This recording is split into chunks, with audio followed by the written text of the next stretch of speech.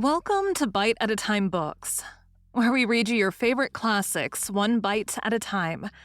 My name is Bree Carlile, and I love to read and wanted to share my passion with listeners like you. You can sign up for our newsletter at biteatatimebooks.com. You'll also find our new t-shirts in the shop, including podcast shirts and quote shirts from your favorite classic novels. Be sure to follow my show on your favorite podcast platform so you get all the new episodes. We're part of the Bite at a Time Books Productions Network. If you'd also like to hear what inspired your favorite classic author to write their novels, and what was going on in the world at the time, check out the Bite at a Time Books Behind the Story podcast, wherever you listen to podcasts. Today we'll be continuing Les Miserables by Victor Hugo. Chapter 3. Gavroche would have done better to accept Enjolras' carbine. They threw a long black shawl of Widow Huchelot's over Father Mabeuf. 6 men made a litter of their guns. On this, they laid the body and bore it with bared heads, with solemn slowness, to the large table in the taproom. These men, wholly absorbed in the grave and sacred task in which they were engaged, thought no more of the perilous situation in which they stood. When the corpse passed near Javert, who was still impassive, Enjolras said to the spy, "It will be your turn presently."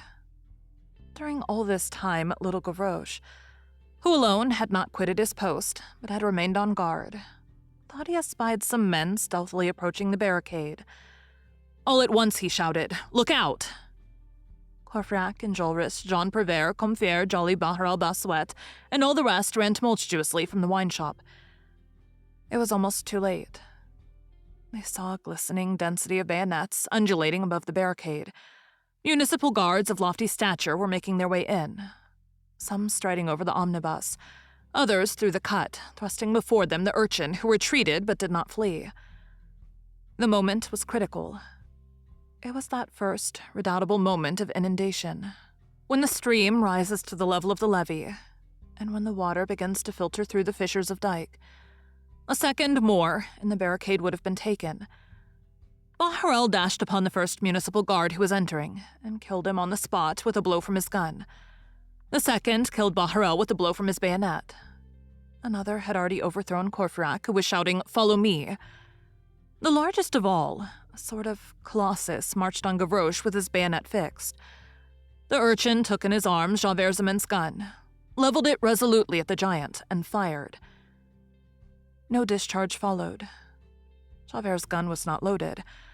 The municipal guard burst into a laugh and raised his bayonet at the child. Before the bayonet had touched Gavroche, the gun slipped from the soldier's grasp. A bullet had struck the municipal guardsman in the center of the forehead, and he fell over on his back. A second bullet struck the other guard who had assaulted Courfeyrac in the breast and laid him low on the pavement. This was the work of Marius, who had just entered the barricade.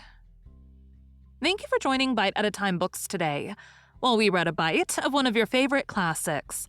Again, my name is Bree Carlile, and I hope you come back tomorrow for the next bite of Les Miserables. Don't forget, you can sign up for our newsletter at biteatatimebooks.com, and while you're there, check out our t-shirt shop. You can look in the show notes or on our website, biteatatimebooks.com, for the rest of the links for our show. We'd love to hear from you on social media. You can find us everywhere at Bite at a Time Books.